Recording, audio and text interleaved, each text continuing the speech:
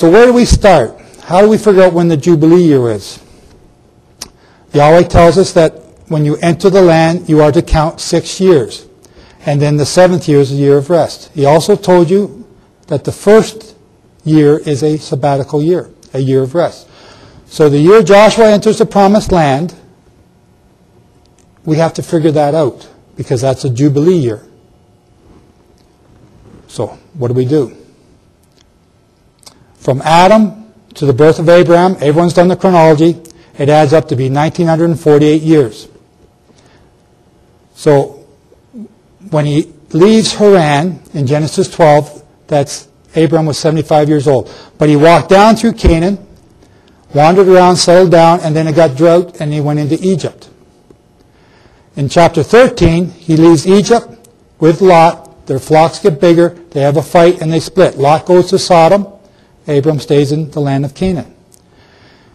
In chapter 14, Lot is attacked by the Assyrian armies from the north and taken captive. Abram goes after him and captures him back.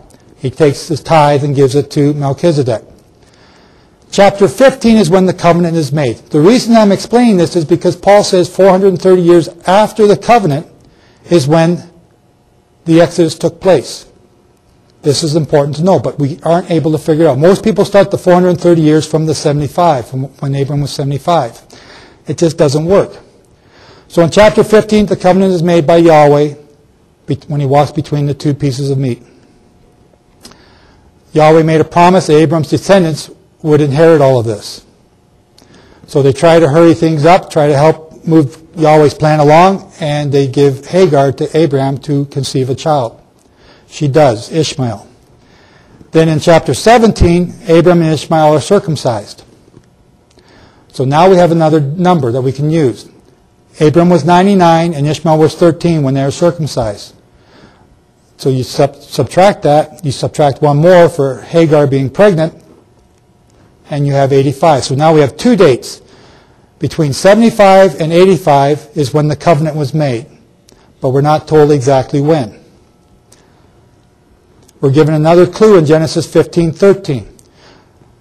They will be mistreated 400 years in a country not their own. Abraham's descendants would be mistreated 400 years. So the 400 years and the 430 years end on the same day, on the day of Exodus. Isaac was born when Abram was 100. This was 2048 after creation. But we're given another clue. The child grew and was weaned, and Abram made a great feast the same day that Isaac was weaned. That's like a Jewish bar mitzvah now. Most children around 12 or 13 are given a bar mitzvah. So this would be the first bar mitzvah. Sarah saw the son of Hagar, the Egyptian, which she had borne unto Abram, mocking. Now when you read other books about this, Ishmael was about to kill Isaac because he was jealous because he didn't get the big bar mitzvah party. So they chased him out.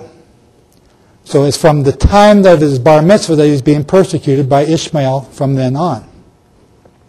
So I've made two assumptions, and I'm going to tell you them up front so you know, and you can disagree if you want. But I'm going to say that Abram was 80 years old when he made the covenant with Yahweh. I'm going to say that Isaac was 10. And when you add both those years up, the year of the Exodus works out to be 2458. That doesn't prove that I'm right. What has to prove that I'm right is that they both end up as Joshua entering the promised land on a Jubilee year. So most people then add on to that 40 years wandering in the wilderness, and they don't get it right. What they miss is Numbers 10, verse 11. And it came to pass on the 20th day of the second month in the second year that the cloud was taken up off the tabernacles of the testimony.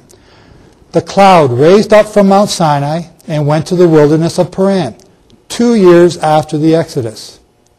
It's from the wilderness of Paran that the 12 spies were sent up into the land of Canaan, and they came back with an evil report. And that's when the 40 years punishment began. So now when we add things up, 2458 for the Exodus after the creation of Adam, plus 2 plus 40 equals 2500. 2499 divided by 49 is 51 Jubilees. The year after the 49th year would be 2500. This works out to be exactly right on the money. So the year that Joshua entered the promised land was 2500, which was a Jubilee year. And everything that I've told you so far fits perfectly. Problem is, from Joshua until the time of the kings of Israel, we don't know an exact chronology, and things get mixed up. So this is a problem. We can't carry this on through time. It does not work right. But there is certain dates that we do know about that do list all known sabbatical years. 456 in Nehemiah 8:18, he read the entire law during the Feast of Tabernacles. And that's only done during a 7th year sabbatical year. 456, and each of these dates is proven to be a sabbatical year by Kadesh Yahweh Press. It's a 420 some odd page booklet. It's free. It's online. Sabbatical years and Jubilee cycles. They take each of the theories that are put out there by chronologists, and it's a tremendous read. It's a great read, and it proves each of these years correct. Some try to twist these years by starting the year at Tishri, Rosh Hashanah. The year begins at Aviv. And that's important to know, because when you do this, it must add up. When you take each of these years and you count by 7, each one fits the chronology precisely. When you go by 50, none of them work. You must go by 7s or 49s or some multiple of 7 to make it all fit. When you're doing your chronology, remember there is no year 0. It goes 3, 2, 1, 1, 2, 3.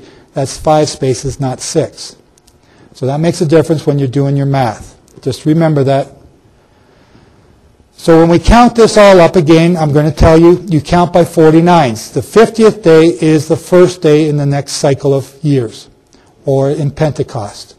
They're both the same. Pentecost Sunday is Sunday. It's the first day of the next week.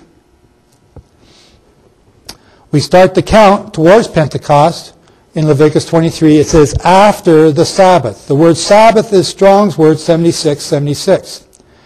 It means weekly Sabbath.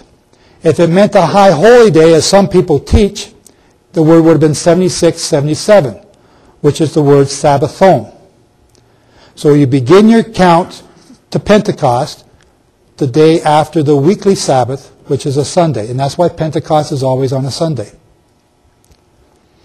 Now, respected chronologist Edwin R. Thiel wrote the book, The Mysterious Numbers of the Hebrew Kings. And in it he states there are only 2 dates in all of Hebrew chronology that can be confirmed with outside sources. One of those dates is the Battle of Karkar in 853 BC.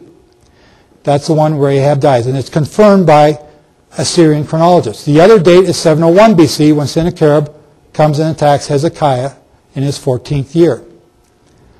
Why is this important? Well, the Assyrians had 4 chronologies called eponym, and they go from 911 BC to 701 BC, and they overlap each other, and they list the kings and the governors.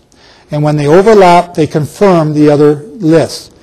In Nineveh, they found another 7 chronologies called Limu, and they go from 722 BC to 660 BC. Again, they list the governors and kings of Assyria, and they overlap each other. Then there's Ptolemy's canon, which is another Babylonian king list from 747 BC to 161 AD. Ptolemy also had over 80 astronomical events that he records. When we duplicate that today, we can confirm through astronomy that each of these lists is precisely correct. If it wasn't for this list, we wouldn't know whether the Israelite kings ever existed, because they only tie into a known list that we can confirm on 2 occasions, 853 and 701.